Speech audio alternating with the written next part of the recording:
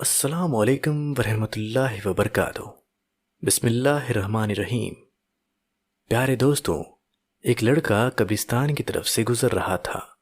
اچانک اسے قبرستان سے کتوں کے بھونکنے کی آواز آنے لگی۔ جب اس نے قبرستان میں جا کر دیکھا تو کتوں کا ایک گروہ ایک قبر کے پاس عجیب طرح سے آوازیں نکال رہا تھا۔ جب اس قبر کو کھولا گیا تو اندر کیا نکلا آگے ہم آپ کو ویڈیو میں بتائیں گے۔ اس سے پہلے اگر آپ نے اس ویڈیو کو لائک نہیں کیا تو اسے لائک کریں اور ہمارے چینل کو سبسکرائب کر کے بیل آئیکن بھی دبا دیں۔ تو چلیے شروع کرتے ہیں۔ دوستوں، گاؤں دیہات کا ایک نوجوان گاؤں سے باہر ایک فیکٹری میں نوکری کیا کرتا تھا، لہٰذا اسے گاؤں سے نکل کر چند دور کے فاصلے پر اپنی فیکٹری کا سفر طے کرنا پڑتا تھا، اور یہ نوجوان کسی بھی گاڑی یا سواری کا سہارا نہیں لیتا تھا، بلکہ روزانہ پیدل ہی اپنے کام پر جایا کرتا تھا۔ اس کا یہ کہنا تھا کہ روزانہ پیدل جانے سے میری ورزش بھی ہو جاتی ہے اور میں اپنے آپ کو فٹ محسوس کرتا ہوں۔ اب کیونکہ اس کا گزر گاؤں کے کھیتوں اور ہریالی میں سے ہوتا تھا تو یہ خود کو انتہائی تازہ محسوس کرتا تھا۔ گاؤں سے باہر جانے پر ایک قبرستان بھی موجود تھا، اس لیے یہ روز وہاں سے گزرتے ہوئے قبر والوں کو سلام کرتا تھا اور ان کے لیے دعا بھی کرتا تھا۔ لیکن دوستوں، پچھلے تقریباً 3 دن سے اس کے سامنے ایک عجیب و غریب واقعہ پیش آ رہا تھا، اور اسے سمجھ نہیں آ رہا تھا کہ اس معاملے کی کیا وجہ ہے۔ وہ یہ سوچ رہا تھا کہ مجھے یہاں سے گزرتے ہوئے تقریباً 10 سال ہو گئے، لیکن آج تک تو ایسا کبھی نہیں ہوا۔ اصل میں دوستوں، پچھلے 3 دن سے اس کے ساتھ یوں ہو رہا تھا کہ جب بھی وہ قبرستان کے باہر سے گزرتا تھا تو اس کو قبرستان کے اندر سے کتوں کے بھونکنے کی تیز تیز آواز آیا کرتی تھی۔ وہ بڑا پریشان تھا کہ آخر قبرستان میں کتے کہاں سے آ گئے اور اتنی زور زور سے آواز کیوں نکال رہے ہیں، کیونکہ قبرستان کو تو ویسے بھی خاموشی کا شہر کہا جاتا ہے، اور پھر اس خاموش شہر کے اندر یہ کتے اتنے زیادہ زور زور سے کیوں بول رہے ہیں۔ اس کی پریشانی دن بدن بڑھتی ہی جا رہی تھی، اور اب 3 دن گزر چکے تھے۔ آخرکار اس نوجوان نے یہ فیصلہ کیا کہ آج وہ قبرستان کے اندر داخل ہوگا کہ آخر کس جگہ پر کھڑے ہو کر یہ کتے بھونک رہے ہیں اور آخر ماجرا کیا ہے۔ دوستوں، اگلے دن جب وہ قبرستان سے گزر رہا تھا تو کتوں کے بھونکنے کی آواز پھر سے آنے لگی۔ جیسے ہی وہ شخص قبرستان میں داخل ہوا تو اس نے دیکھا کہ 4 دن پہلے جس کی موت ہو چکی تھی اسی کی قبر پر کھڑے ہو کر کتوں کا ایک گروہ عجیب طرح سے آوازیں نکال رہا تھا۔ وہ بہت پریشان ہوا اور کہنے لگا، ابھی 4 دن پہلے ہی تو یہ قبر تیار ہوئی ہے، تو ایسا کیا معاملہ ہوا کہ کتے اس کی قبر پر کھڑے ہو کر بھونک رہے ہیں؟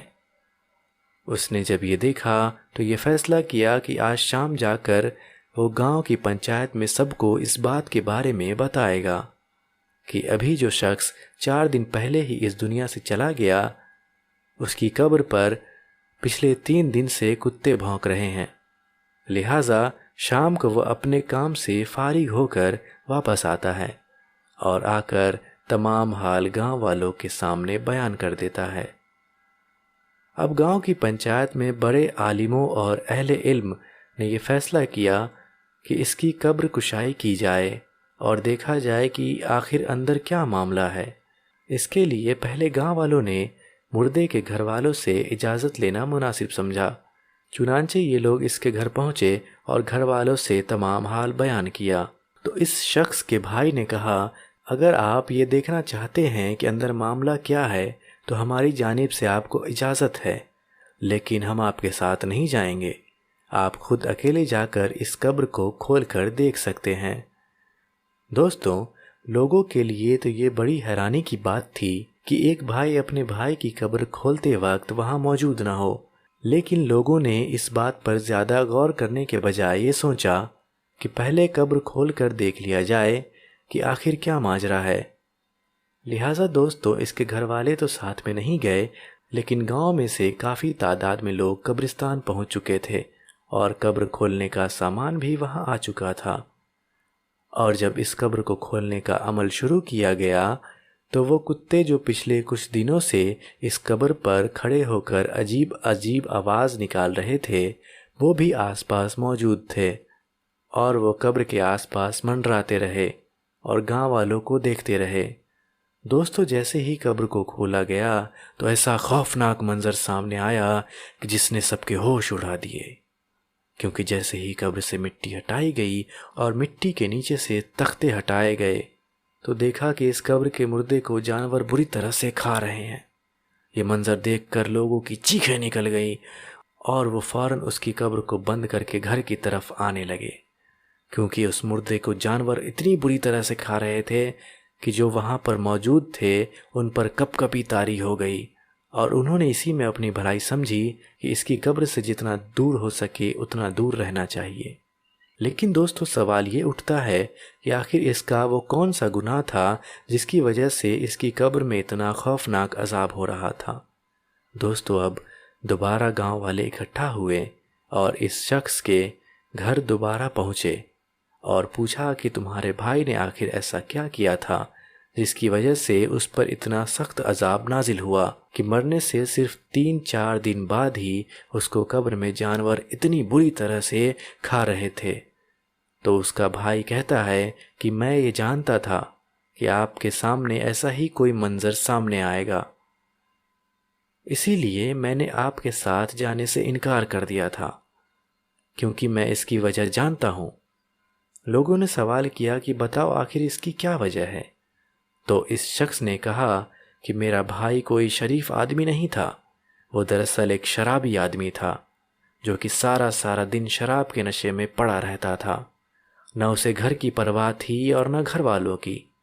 اس کی زندگی کا مقصد صرف اور صرف عیاشی کرنا تھا، اور وہ شراب پی کر اپنے رشتوں کے معنی بھی بھول جاتا تھا، یہاں تک کہ وہ میری ماں کو گالیاں دیتا تھا اور باپ کے ساتھ بھی لڑائی جھگڑا کرتا تھا، اور جب اسے شراب پینے کے لیے پیسے نہیں ملتے تھے تو وہ ایسے بدترین گناہ کرتا تھا جس کے بارے میں آپ کے سامنے بیان بھی نہیں کر سکتا۔